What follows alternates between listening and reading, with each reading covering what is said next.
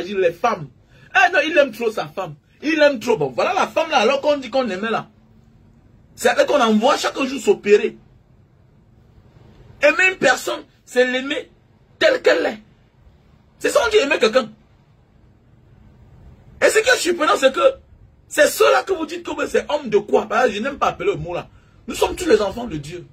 Moi, pour moi, je les appelle les motivateurs. Souvent, ils disent des choses qui sont bien. Eux, ils disent des choses que nous-mêmes on dit chaque jour. C'est que lui dit là. Nous sommes là, on fait les vidéos chaque jour. C'est la même chose. Et ils font des choses qui motivent les gens. C'est clair. Mais pour moi, aller passer pour quelqu'un, pour homme de. J'ai pas envie de prononcer le mot là. Homme de. Un homme de. Un homme de. Mais un homme de. Attends, qui est attiré par la chair. Ah, donc c'est pour dire que c'est un être humain. Donc lui aussi, il aime ce qui est bien. Mais un homme de, ça veut dire que c'est quelqu'un qui a surpassé certains niveaux de la vie, même spirituel, physique. C'est quelqu'un qui vit dans une autre dimension. C'est plus le physique qui l'intéresse. Que ça serve de leçon. Que ces petits mamans-là ne sont que des petits escrocs qui vivent aux dépens de tous ceux qui les écoutent. Simple comme bonjour. Mais oui, simple comme bonjour. Simple comme bonjour.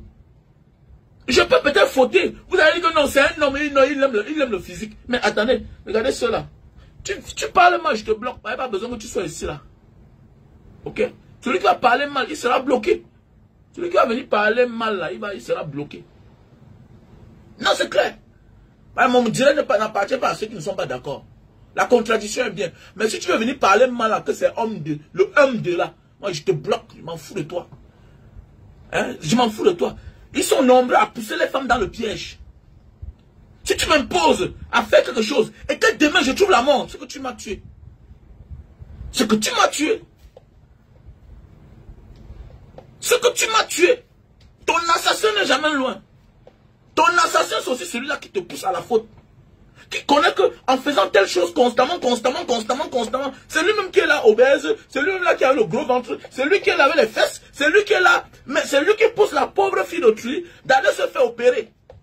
D'aller couper ici, couper là, couper comme ça. La mort doit servir de leçon aux vivants. Les gars, que ça nous serve de leçon. Si tu avais l'intention d'envoyer ta femme, faire telle chose. Mon frère, Beta, tu la laisses là, elle est vivante. Beta, si ça ne te plaît pas, Beta, vous vous séparez. Ayons la notion du divorce. Voilà la seule chose que les Occidentaux nous ont dépassé. Et ceux qui ne peuvent pas divorcer finissent par tuer. Voilà ce qui arrive quand tu n'as pas la notion de te séparer d'une personne. Au courant de notre vie, nous allons vivre pour longtemps. Nous allons vivre pour longtemps. Tu seras appelé à rencontrer des personnes. Des nouvelles personnes. Vous allez vous séparer. Vous allez vous mettre encore ensemble. C'est comme l'amitié. Parfois ça ne va pas, vous prenez, chacun prend sa route. Après ça va bien. Vous vous réconciliez comme les frères. À un moment dans notre vie, tu ne te parles pas avec ton frère. Tu ne te parles pas avec ta soeur. À un moment de la vie, vous parlez ensemble. Mais il n'est écrit nulle part que vous êtes condamnés à vivre ensemble. Il n'est écrit nulle part que vous êtes condamnés à vivre ensemble. Leçon de vie, les gars. Leçon de vie, les gars. Faites beaucoup attention. Ne portons pas le mauvais sort. On va vous parler. Ceux qui disent que c'est lui qui a tué sa femme, nanani, nanana. Mais quelque part, si tu veux écouter la parole, c'est toi qui l'as poussé à la faute. C'est toi qui l'as poussé à la faute. Mieux vaut laisser la femme là comme ça là. Si elle peut pas aller faire le sport, non. Même le sport là, je connais quelqu'un qui dit que bête il a laissé sa femme. Sa femme en partant faire le sport, elle a trouvé la mort. Elle est tombée au parcours vite là-bas. C'était la femme de l'un de mes voisins. Au quartier. J'ai l'une de mes voisines qui est morte au parcours vita. C'était une histoire, une femme. Sur quoi maintenant là, on regarde, il y a tous les gars là qui sont là. Qui sont là aux aguets, qui regardent, qui se baladent. Parce qu'elle est tombée, le temps qu'elle a agonisé, elle était seule. Personne pour venir lui faire les massages, ces cardiaques là. Faut beaucoup faire attention. Il dit que bête, il laisse sa femme à la maison. Bête à parfois là. Tu peux voir ailleurs. Que de vouloir demander quelque chose à une personne, que cette personne ne peut pas elle-même pour elle-même. Elle ne peut pas. Non chérie, allons courir. C'est toi qui peux faire 4 tours. C'est toi qui peux faire 2 tours. Et c'est vice versa. Même les femmes. Que oh, mon mari. Oh, il n'arrive pas à donner. Il faut qu'il peut allonger son pénis. Il faut qu'il va trouver la mort. Et tu vas regretter. Il y a des choses qu'on ne dit pas en public, mais dans ton cœur, ça t'énerve. Quand on dit qu'il est triste, il est triste parce qu'il sait que l'heureux vient de lui-même aussi. Il y a des mots qui nous touchent. Mais comment on ne peut pas dire la vérité parce qu'on a peur que les gens nous accusent. On a peur de porter le poids en public. Parce que déjà, la conscience, c'est le seul juge. La conscience est notre seul juge. Faisons beaucoup attention. Partagez le live pour qu'on soit nombreux. Je sais qu'il y a beaucoup qui sont cachés là derrière la fenêtre. Oui, ce que je dis là, c'est très pertinent. Ce que je dis là, c'est très pertinent. Ce que je dis là, c'est très pertinent. Il y a des gens que la mort fait mal. Parce qu'ils connaissent. Comme je vous ai dit, j'ai un ami qui a pris la route du désert. Arrivé là-bas, il est rentré. Tout et tout. Après, il a trouvé la mort. Il a trouvé la mort, on dit qu'on l'a empoisonné. Vous savez pourquoi je me suis senti quelque part aussi coupable? Parce que je disais toujours que mes gars, toi là, nous tous on est partis. Donc tu fais quoi là? Je disais chaque jour à mon ami là que mais, toi là, nous tous on est partis. Moi, Lévis est parti. Bokande est parti. Moi, c'est moi qui avais donné le ton. Nous étions 4. Toi, tu attends quoi? Tu crois que ceux-là ont fait la magie? Toi, tu n'es même plus courageux là. Mais qu'est-ce que... Le gars est parti là, trouver la mort. Jusqu'aujourd'hui, ça me dérange. Ça me dérange. C'est pas moi qui ai arrêté sa main pour partir. Mais notre amitié, comme j'avais un impact sur l'amitié, c'est normal que je me sens culpabilisé. Voilà pourquoi depuis, moi dans ma vie, mon ami, je peux t'aider si tu es dehors. Mais comme moi là, je m'engage à te porter à porter ton sac à long. Moi, jamais de ma vie. Parce que c'est bien de vouloir aider quelqu'un à pêcher du poisson. Mais il faut être sûr. Est-ce qu'il sait nager? Il peut connaître même nager. Est-ce qu'il a la même chance que toi? Est-ce qu'il a la même grâce? La grâce, c'est la volonté de Dieu. Hein? On ne travaille pas le désert parce qu'on est fort. Hein? Mais oui, on peut avoir le même mal. Mais moi, je succombe. Et toi, tu vis. Mais oui, on peut recevoir le même coup de poing. On peut recevoir le même choc physique, électrique. Je tombe, je perds ma vie. Toi, tu vis. Ça dépend de comment chacun est né. Ça dépend comment chacun est né. On a les mêmes problèmes. Moi, là, ça me terrasse. Je stresse. Je meurs. Toi, tu es vivant. L'autre rit seulement. Oui. On t'envoie en prison 3 mois. Tu sors avec la gale partout sur toi. Tu sors, tu es perdu. Ta vie est détruite. L'autre, 5 ans, il prend ça avec un pied. Comme dit les Ngataman. Allez, bring out one foot.